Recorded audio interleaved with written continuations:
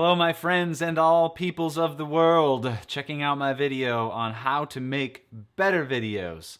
I am sort of a hacker and a hobbyist. I've done some semi-professional video editing and production.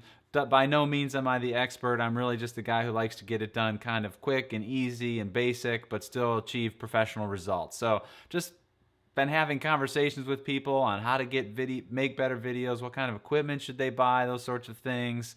And so wanted to just share a few thoughts. But this is going to be a real basic video. I want to talk about how to do a video with your iPhone, if you have one, or a smartphone. It'll be applicable to any other smartphone. Maybe you have a DSLR, that's like a Canon T3i, achieves very nice results, very professional results. Or maybe you have a handheld, camcorder at home. So I wanted to dive right into this and share these thoughts. First of all, especially with the iPhone, when you take video with an iPhone, it's got the little camera up here on the top. So make sure that you're holding the phone in this mode right here, in landscape mode, not like this.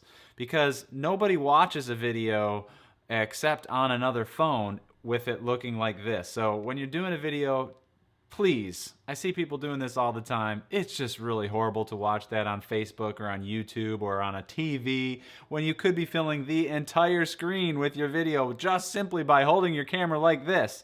And if you start the video like this and then turn the camera this way, it will not work. You've got to start the video already in this position. Okay, so for the love of all things holy, hold it in landscape mode. Thank you. All right, your friends will love you. The next thing I want to talk about is steadying the camera. With a larger camera that's got some weight to it, it's fairly easy to steady it with two hands. But with an iPhone, it's difficult to get the thing steady, especially if you're trying to hold it in one position.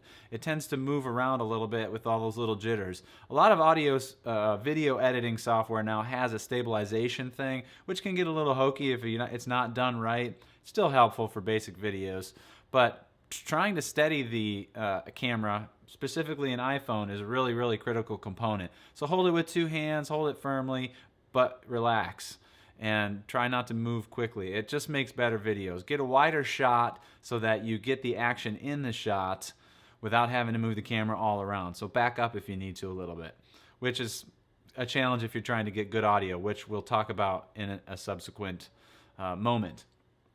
So one of the things I want to recommend is there's 100 DIY videos on iPhone tripod mounts. I just happened to be looking around our church one day and I found this old bracket that was used to put together a riser on the stage, and it happened to have a 1/4-inch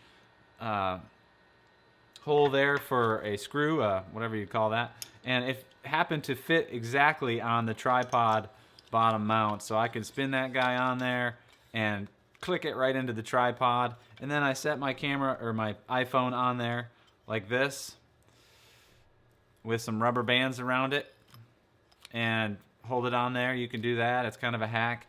Actually, I have another case that I dedicated to video, so when I'm recording I have the case with some Velcro on here and some Velcro on the back of the case that sticks right on there. I didn't pull that out for this video, but that's what it does. So it makes it easy access on and off if you want to do some handheld shots and some tripod mounted shots. But that is huge for keeping the video steady. If you're like a novice video maker, movie maker, whatever, it's amazing what you can do with a tripod. Even if you want the moving shot look of that it's sort of handheld, sort of moving around, having it on a tripod still makes that look smoother because you don't get all those little micro jitters in there that you get when you're doing it with your hands. So please steady the video. It will make it so much better.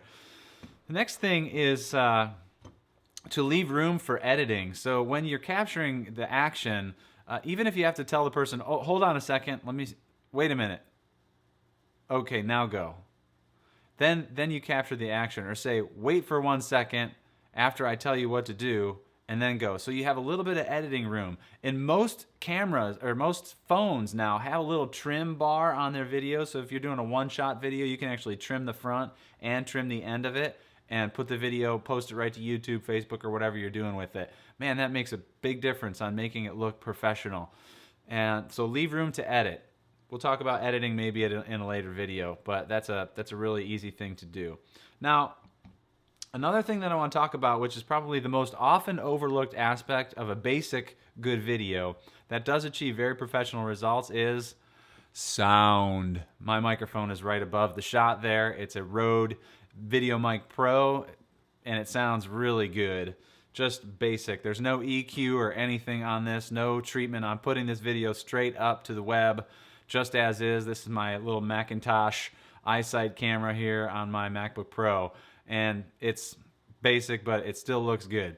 But get as close as, with your iPhone, get as close as you can to the subject and still get a good shot. Like I said earlier, if you have an action shot and you can't get good sound, tell the people to talk louder so you get good audio. But as close as you can get to the subject, these microphones on the iPhone are actually quite impressive for how well they can pick up audio. So if you can get closer, that's really huge. Now, another thing that you can try is if you have two iPhones or an iPod even, take video with one and have the person stand with the iPhone or whatever, like just out of the shot in there, like holding it down here like this.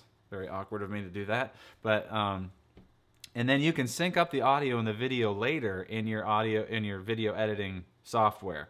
It's a little tricky to do on some of the more basic editing packages, but like in Final Cut Pro X with the Mac, it has an auto sync feature. There's some other softwares out there that will do that, or you can do it manually. And if you can get the audio better, man, it just makes a world of difference.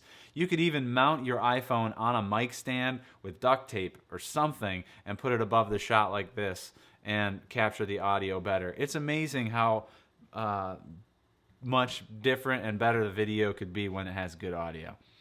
So next time I think I'd like to talk about how to get a good shot. What really comprises a good shot? Making a good composition, how to frame it in. So that's it for now. Thanks for checking out the video. Leave a comment, subscribe. Awesome. Peace.